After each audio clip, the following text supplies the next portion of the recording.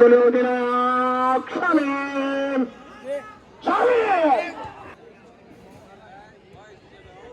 অনেক চমৎকার পাশে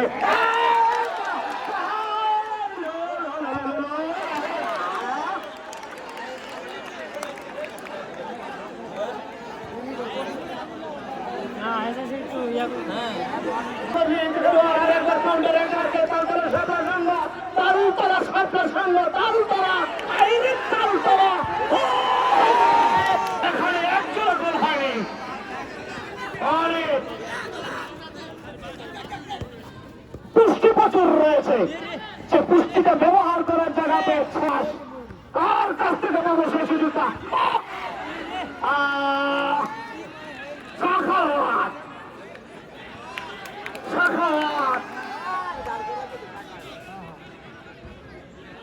অবশেষে এই বয়সে এমন ফুটবল শাখার জবরদস্তি পরিহিত খেলোয়াড় শামীম নবজাগরণ ক্রীড়া সংঘ সম্মানের পক্ষে পুরো মাঠটাকে তিনি একাই নিজের দখলে রেখেছেন।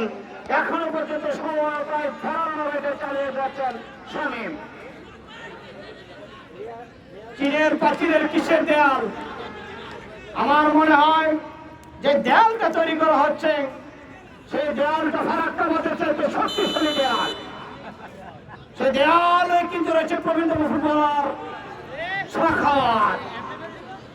কেন বারবার একজন প্রবীণতম ফুটবলার যাদের সাথে খেলছেন তাদের চাইতে অনেক অনেক বয়সে দ্বারের কথা তার মধ্যে সই করতে পারে। আমার শাখাওয়াত মধ্যমাঠ থেকে নিজে ছুটছেন। এই বক্সের খানিকটা সামনে রেখে দিতে তবে যেটাই হোক ম্যাচের রেফারি কিন্তু কার্ড দেখিয়েছেন, সিদ্ধান্ত আসবে হলোটাকে। যদি কিছু হয় কিসের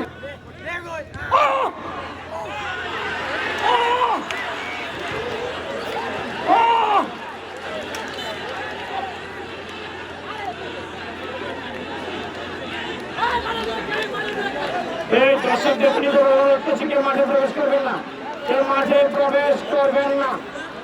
একটা সিদ্ধান্ত ম্যাচের রেফারি নেবে। দর্শকদের বিনীত অনুরোধ করছি, কেউ মাঠে প্রবেশ করবেন না, সিদ্ধান্ত ম্যাচের রেফারি নেবে।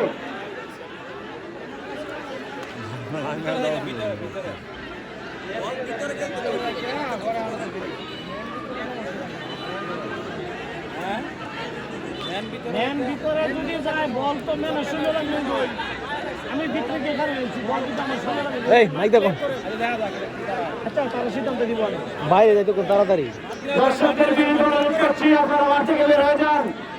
দর্শকদের বিনীত অনুরোধ করছি আপনারা মাঠ থেকে বের হয়ে যান, কেউ উত্তেজিত হবেন না। ম্যাচের রেফারির সিদ্ধান্ত চূড়ান্ত সিদ্ধান্ত। এখানে ম্যাচের রেফারির সিদ্ধান্ত চূড়ান্ত সিদ্ধান্ত। খেলায় আহত ঝগড়া সৃষ্টি করবেন না।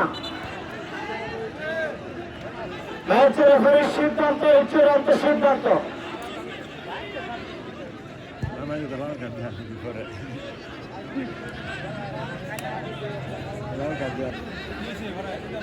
এখনো পর্যন্ত খেলার কোনো সিদ্ধান্ত আসেনি। ম্যাচের রেফারি মোহাম্মদ নাসির ছিলেন এক্ষেত্রে, পাশাপাশি সহকারী রেফারি ছিলেন মোহাম্মদ শরীফ এবং আমদাদুল হক।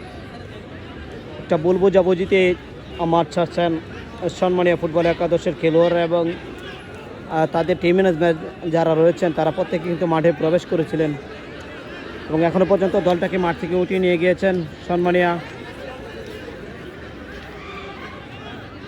ফুটবল একাদশ নবজাগরণ ক্রীড়া সংঘ। চমৎকার একটি ফুটবল ম্যাচের পরিসমাপ্তি হতে পারত, খানিকটা ভুল বোঝাবুঝিতে এই ম্যাচটা অন্যদিকে মোড় নিয়েছে। কোনো একটা সিদ্ধান্তের অপেক্ষায় রয়েছে আমরা দর্শক যারা রয়েছি।